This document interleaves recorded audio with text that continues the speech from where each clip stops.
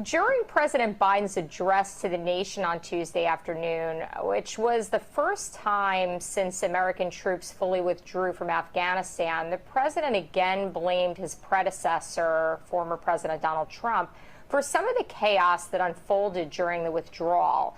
Despite previous criticism from both Republicans and Democrats, the president pivoted to this on Tuesday.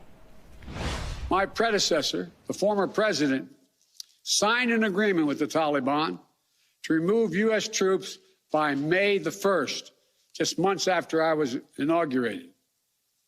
It included no requirement that Taliban work out a cooperative government arrangement, with the Afghan government.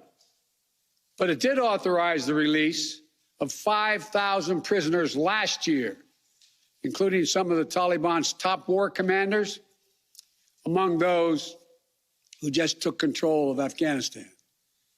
And by the time I came to office, the Taliban was in its strongest military position since 2001, controlling or contesting nearly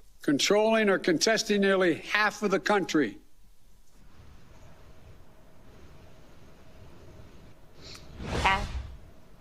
Ken, I'd love to get your thoughts on what Biden just said. Well, first of all, I'm going to have to say I'm kind of glad that Joe Biden came on the offense. I think I'm a little surprised. He's typically a little more soft-spoken than that. He certainly doesn't go on the defense like that. But he's right. I mean, what he said was absolutely true. Trump and Pompeo negotiated this deal, and the May 1st deadline was untenable. And the release of Taliban prisoners who were the ones who took over Kabul. So I think he's right. I'm glad he went on the offense. Donald Trump was certainly making hay, pointing out to him that this is the worst foreign policy disaster in the history of the United States, hyperbole on both sides. But I agree with him. I think he's right, and I'm glad he said it. I think it had to be said. But then again, I don't like deflection either. Joe Biden still has to take responsibility for not fully understanding how quickly the Taliban would take over the country. That was on him, and that was a lack of him listening to his own intelligence community. So that's on him. Joe, Ken seems to think that this is offensive rather than defensive. Have any thoughts there? I respect Ken's opinion, and I think it's very insightful. I never thought about it in that context. But I will say this.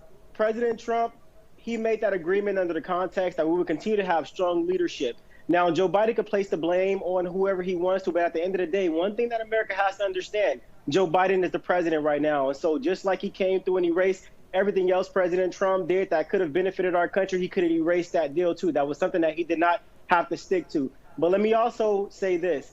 Let's give major kudos to House Minority Leader Kevin McCarthy for ensuring that Democrats and Republicans in the House can come together to ensure that somebody's going to be held accountable for what's going on. And the Minority Whip Steve Scalise is getting every single member of Congress who have served in the military to give their input on strategies on how we could have prevented what happened. And also Congressman Byron Donalds for standing up in the House and ensuring that while everybody else is focused on what's going on in Afghanistan, he is ensuring that the bills are thoroughly looked through before they're passed through the House.